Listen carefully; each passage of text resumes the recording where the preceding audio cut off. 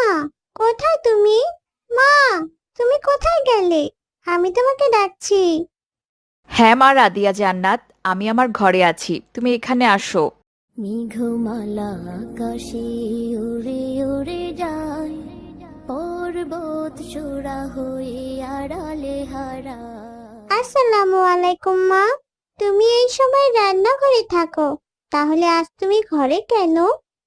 ওয়ালাইকুম আসসালাম। আমি একটু বাইরে যাব তো তাই তৈরি হচ্ছি। রান্না করা হয়ে গেছে, আজ একটু তাড়াতাড়ি রান্না করেছি। বাইরে? এখন বাইরে কোথায় যাবে তুমি? হ্যাঁ বাইরে যাব। কেন, কি হয়েছে? বাইরে আমার একটু কাজ আছে। না, কিছু হয়নি। কিন্তু বাইরে তোমার কি কাজ বলো মা? রাদিয়া জান্নাত, তুমি তো এমন করো না।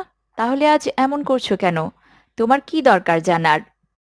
তুমি একটু বললেই তো হয়ে যায়। তুমি